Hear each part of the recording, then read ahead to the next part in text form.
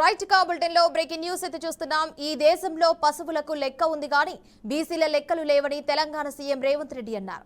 అందుకే ఎన్ని అడ్డంకులు వచ్చినా బీసీ జనగణన చేపట్టామని, ఎన్నో ఏళ్లుగా ఆవిష్కృతంగా ఉన్న ఎస్సీ కులగణన చేపట్టామని సీఎం చెప్పారు. కుటుంబ సమగ్ర సర్వేలో పాల్గొనని వారు ముఖ్యంగా బీసీ లెక్కలను అడ్డుకునేందుకు అనేక ప్రయత్నాలు చేశారని విమర్శించారు. గత ప్రభుత్వంలో గొర్రెలు బర్రెలు పెంచుకోవాలని చెప్తే మేము డాక్టర్లు, లాయర్లు, ఏఐస్లు, ముఖ్యంగా ఐఏఎస్లు, ఐపీఎస్లు, ప్రజాప్రతినిధులు కావాలని అంటున్నామన్నారు.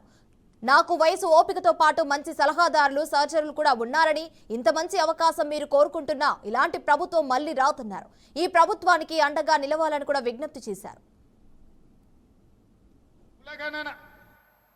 ఈ దేశంలో గొర్రెలకు లెక్కుంది, బర్రెలకు లెక్కుంది, కోళ్ళకు లెక్కుంది, కుక్క పిల్లలకు లెక్కుంది, చాప పిల్లలకు కూడా లెక్కుంది. కానీ మా బలైన వర్గాలకు లెక్క లేదు. 100 సంవత్సరాల నుంచి ఎవరు లెక్క కట్టాలన్న ఆలోచన చేయలే. ఆలోచన చేసిన ధైర్యం చేయలేదు ఎవరు బలైన వర్గాలను లెక్కించడానికి. 1931లో బ్రిటిష్ రాజులు చేస్తే 100 ఏళ్ళ మళ్ళీ ఎవరు చేయలే. కానీ ఈనాడు మా మిత్రుడు మహేష్ కుమార్ గౌడ్ గారు, మా సోదరుడు భట్టి విక్రమార్క గారు, నేను కలిసి పొన్నం ప్రభాకర్ గారి అధ్యక్షతన ఈ దేశంలోనే మొట్టమొదటి రాష్ట్రం తెలంగాణ రాష్ట్రం జనగణన చేసి బలైన వర్గాల లెక్క తేల్చి మీరు ఎంత మంది ఉన్నారో, మీరు ఎంత భాగస్వామ్యం మీకు ఇవ్వాలో లెక్కలు తేల్చి ఈరోజు కేంద్ర ప్రభుత్వానికి సవాలు విసిరిన ప్రభుత్వం తెలంగాణ రాష్ట్రంలో ఉంది. మీ రేవంత్ అన్నగా నేను మీకోసం చేసి పెట్టిన ఈరోజు ఫిబ్రవరి 2024 నాడు మొదలుపెట్టి ఫిబ్రవరి 2025 నాటికి సంవత్సరం తిరిగే లోపల లెక్కలు మొత్తం లెక్క పెట్టి ఫిబ్రవరి 4ను సామాజిక సోషల్ జస్టిస్ డేగా ఈరోజు తెలంగాణ రాష్ట్ర ప్రభుత్వం జరుపుకుంటుంది.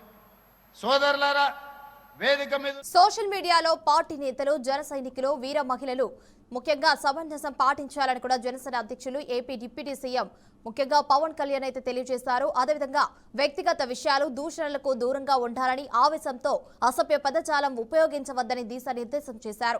పార్టీ సిద్ధాంతాలు, మార్గదర్శకాలకు అనుగుణంగానే సోషల్ మీడియా, ప్రసార మాధ్యమాల్లో స్పందించాలని పవన్ అయితే సూచించారు. మహిళలను గౌరవించేలా మాట్లాడాలని, పార్టీ అంతర్గత అంశాలను బహిరంగంగా చర్చించవద్దని స్పష్టం చేశారు. జన సైనికులను రెచ్చగొట్టే వ్యాఖ్యలు, పార్టీలో అంతర్గత విభేదాలు సృష్టించే ప్రయత్నాల పట్ల అప్రమత్తంగా ఉండాలని సూచించారు.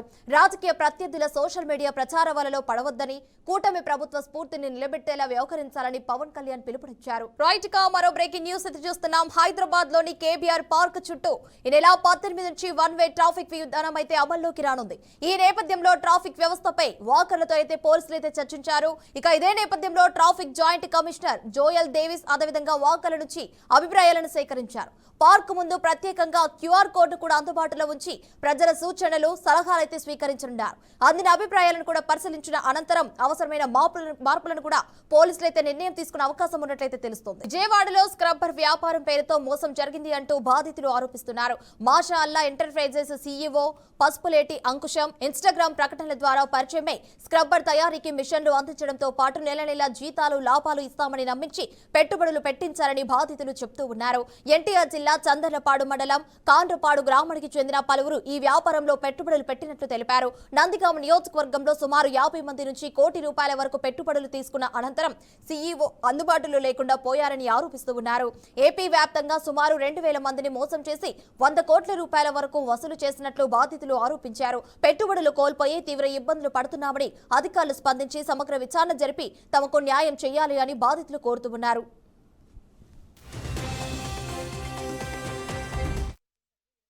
ఇస్తానని చెప్పాడు శాలరీ లాగా. మేము ముందరనే డబ్బులు కొట్టేశాము ఆయనకి. మిషన్లను ఫీజులు ఇచ్చేసారులే కానీ మనీ అయితే ఇవ్వలేదు.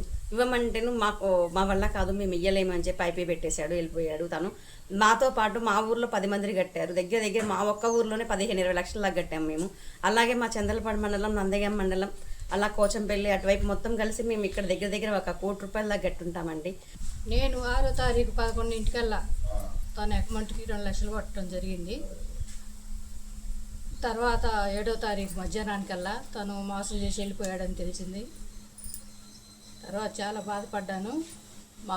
మా డబ్బులు మాకు తిరిగి ఇప్పించవలసిందిగా కోరుకుంటున్నాము. చంద్రబాబు నాయుడు దగ్గరకు కూడా వెళ్ళాము. మంగళగిరి వచ్చేసాడు అలా. అక్కడికి వెళ్ళి కలిస్తే న్యాయం చేస్తామని చెప్పాడు. మేము వచ్చేసామండి ఇంటికి. ఈ ప్రాంతంలో చాలామంది కట్టారు, 40-50 మంది డబ్బులు కట్టారు. బాగానే 1 కోటి రూపాయల దాకా కట్టి ఉంటారు. ఇంత మోసం చేసిన అతన్ని పట్టుకొని మీరు మాకు డబ్బులు కట్టించవలసిందిగా కోరుకుంటున్నాం. మేము మాసాలా ఎంటర్ప్రైజెస్ అనే ఒక కంపెనీకి, గ్రీన్ ఫ్యాడ్లు అంటే అంట్లు దోమే పీసులు తయారు చేసే కంపెనీకి స్క్రబ్బర్లు తయారు చేసే దానికి అమౌంట్ కట్టి మోసపోయామండి. పసుపులేటి అంకుశం అనే ఎండి అండి మాసాలా ఎంటర్ప్రైజెస్కి అతను 1,30,000 రూపాయల మిషన్ కింద 1,00,000 రూపాయలు సరుకు కింద డిపాజిట్ చేస్తే 1,30,000 చేస్తే 12,000 పీసులు స్క్రబ్బర్లు 12,000 కవర్లు ఇచ్చి అవి కవర్లో పెట్టి మిషన్తో తయారు చేసి వాళ్ళకి రిటర్న్ తీసుకోవటం. అలా పీసుకు 2 రూపాయల లెక్క 12,000 పీసులకు వచ్చేసి 24,000 రూపాయలు ఇస్తా అని చెప్పాడు. సరే, ఇందులో కష్టం ఉంది, ఆగమయ్యేది కాదుగా అని అతని మాటలు నమ్మి మా ఊరు నుంచి ఒక 10 మంది సభ్యులు 1,00,000 నుంచి 6 లక్షల వరకు డబ్బులు కట్టాము.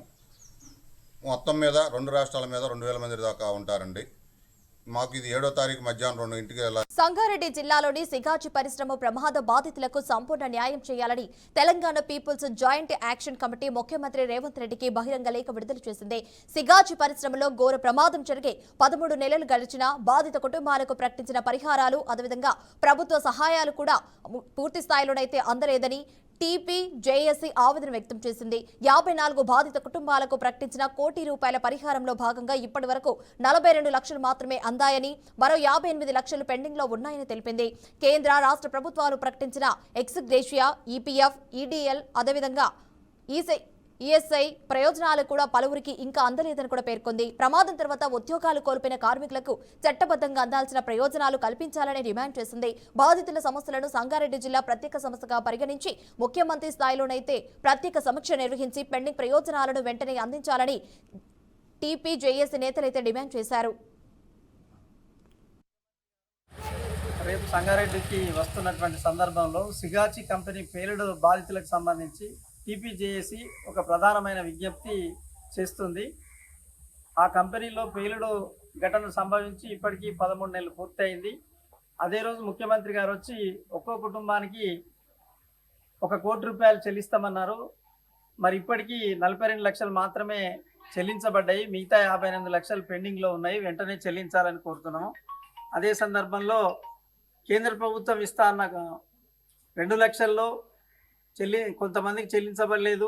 అట్లాగే రాష్ట్ర ప్రభుత్వం ఇస్తా అన్నటువంటి ₹1,00,000 కొంతమందికి చెల్లించబడలేదు. అదే కాకుండా చట్టబద్ధమైనటువంటి హక్కులైనటువంటి ఈపీఎఫ్, ఈడీఎల్ఎఫ్ లాంటి కూడా చాలామందికి చెల్లించబడని సందర్భం ఉన్నది. అదే సందర్భంలో కొంతమంది బాధితులు ఇప్పటికీ చికిత్స పొందుతున్నటువంటి పరిస్థితి ఉన్నది. తీవ్రంగా గాయపడి వాళ్లకు కేవలం 10 లక్షలు మాత్రమే చెల్లించారు. వాళ్లకు కనీసంగా 50 లక్షలకు పెంచాలని చెప్పి విజ్ఞప్తి చేస్తున్నాము.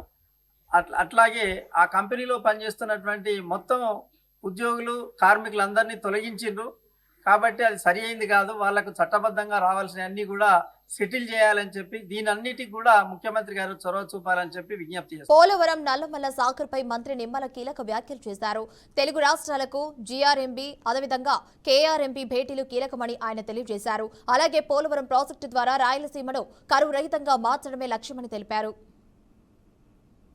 చంద్రబాబు నాయుడు గారు మన ఇరిగేషన్ శాఖ మీద సుదీర్ఘమైనటువంటి రివ్యూ నిర్వహించుకోవడం జరిగింది. అందులో ముఖ్యంగా పోలవరం ప్రాజెక్టు దగ్గర నుంచి వెలిగొండ ప్రాజెక్టు దగ్గర నుండి 36 ప్రాధాన్యత ప్రాజెక్టులు, ఐడీసీ లిఫ్ట్స్, ఇట్లా అనేకమైనటువంటి విషయాలతో పాటు ఎల్నినో వచ్చినటువంటి సందర్భంలో డ్రింకింగ్ వాటర్ నిమిత్తం ఏ రకంగా ప్రణాళిక తీసుకుంటూ ఉన్నాం, ఇటువంటి విషయాలన్నిటి మీద కూడా ఈరోజు రివ్యూలో చర్చించడం జరిగిందని చెప్పి ముందుగా మీ అందరికీ కూడా తెలియజేసుకుంటూ, అందులో ముఖ్యంగా పోలవరం ప్రాజెక్టు ఈ రోజుకు చూసినట్లయితే సివిల్ వర్క్స్ చూస్తే 90% పూర్తయినటువంటి పరిస్థితి. భూసేకరణ చూస్తే ల్యాండ్ ఎక్విజిషన్ 94% కంప్లీట్ చేసినటువంటి పరిస్థితి. అదేవిధంగా R&R PDF చూస్తే 52% పూర్తి చేసినటువంటి పరిస్థితి. అంటే మొత్తం పోలవరం ప్రాజెక్టు ఈ రోజుకి చూస్తే 77% ఈరోజు మనం పూర్తి చేయడం జరిగింది. మిగిలిన బ్యాలెన్స్ పనులు కూడా మరి త్వరితగతంగా అంటే ఇచ్చినటువంటి షెడ్యూల్ ప్రకారమే పనులు జరుగుతున్నటువంటి పరిస్థితి. అందులో ముఖ్యంగా ఈ యొక్క R&R, అదేవిధంగా ల్యాండ్ ఎక్విజిషన్కి సంబంధించి కానీ, కాలనీలకు సంబంధించి కానీ వర్క్ డిసెంబర్ కల్లా కంప్లీట్ అయ్యేటువంటి విధంగా, అంటే ప్రాజెక్ట్ని ప్రారంభించడానికి ఒక 6 నెలలు ముందుగానే ఒక షెడ్యూల్ని కూడా రూపొందించుకుని ఆ షెడ్యూల్ ప్రకారం R&R LA కాలనీస్ కంప్లీట్ కావాలని చెప్పి కూడా చంద్రబాబు నాయుడు గారు ఆదేశించేటువంటి విషయాన్ని కూడా ఈ సందర్భంగా తెలియజేసుకుంటూ, అదేవిధంగా పోలవరం అనేది ఒక ఇరిగేషన్ ప్రాజెక్టుగానే కాదు, భవిష్యత్తులో ఒక టూరిజం హబ్గా కూడా ఉంటుంది. అమరావతి అంటే అద్భుత నగరం కాదని, అది భారీ దోపిడీ రాజ్యంగా మారిందని వైఎస్ఆర్సీపీ జిల్లా అధ్యక్షుడు మాజీ మంత్రి అంబటి రాంబాబు ఆరోపించారు. గుంటూరులోని తన క్యాంపు కార్యాలయంలో మీడియాతో మాట్లాడిన ఆయన అమరావతి నిర్మాణం పేరుతో ప్రజాధనాన్ని భారీగా ఖర్చు చేస్తున్నారని విమర్శించారు. సీడ్ యాక్సిస్ రోడ్డు నిర్మాణంపై తీవ్ర ఆరోపణలు చేసిన అంబటి రాంబాబు కేవలం 21.77 కిలోమీటర్ల రహదారికి 1,519 కోట్లు ఖర్చు చేయడం ఏమిటని ప్రశ్నించారు. 2017లో ఫేజ్ 1లో అదేవిధంగా 14.21 కిలోమీటర్ల రహదారి నిర్మాణానికి 285 కోట్లు మంజూరు కాగా 2019 నాటికి 185 కోట్లు ఖర్చు చేశారని ఆరోపించారు. మిగిలిన పనిని 100 కోట్ల రూపాయలతో పూర్తి చేయాల్సి ఉండగా ఇప్పుడు రివైన్ పేరుతో 365 కోట్లకు పెంచారని, జీఎస్టీ తదితర ఖర్చులు కలిపి 465 కోట్లకు పనులు అప్పగించారని ఆరోపించారు. ఎన్హెచ్డి ముఖ్యంగా NHAI ప్రమాణాల ప్రకారం కిలోమీటర్ రోడ్డుకు 23 నుంచి 24 కోట్లు ఖర్చయ్యే చోటనైతే అమరావతిలో కిలోమీటర్కు 180 కోట్ల వరకు ఎందుకు ఖర్చు చేస్తున్నారని అంబటి ప్రశ్నించారు. Vijayawada bench circle flyover, Kanakadurga flyover నిర్మాణ వ్యయాలను ప్రస్తావిస్తూ సీడ్ యాక్సిస్ రోడ్లో ఇంత భారీగా అంచనాలు పెంచడం వెనుక కారణమేంటని నిలదీశారు. ఇటీవల ప్రారంభించిన స్టీల్ బ్రిడ్జి పైన కూడా అంబటి విమర్శలు చేశారు. గతంలోని కుంగిపోయిన తాత్కాలిక స్టీల్ బ్రిడ్జికి 80 కోట్లు ఖర్చు చేసి హంగామా చేస్తున్నారని ఆరోపించారు. అమరావతి పేరుతో అప్పులు తేవడం, అంచనాలు పెంచడం, కాంట్రాక్టర్లకు ప్రయోజనం చేకూర్చడమే జరుగుతోందని విమర్శించారు. వెనుకబడిపోతుందని బాధపడేవాళ్ళు చివరికి తెలుగుదేశంలో కూడా ఆలోచనాపరులకు ఈ రేట్లు చూస్తే మాత్రం గుండె పగిలిపోయేటటువంటిది. అమరావతి అంటే అద్భుతమైన నగరం కాదు, అది అమరావతి అంటే దోపిడీ, అమరావతి అంటే అవినీతి అని చాలా స్పష్టంగా అర్థమవుతుంది. నేను అమరావతిలో పెద్ద దోపిడీ జరుగుతుంది, అవినీతి జరుగుతుంది, కని వెని ఎరుగని రీతిలో దోచుకుపోతున్నారు డబ్బునంతా కూడా అనేటువంటిది చాలా స్పష్టంగా అర్థమవుతుంది.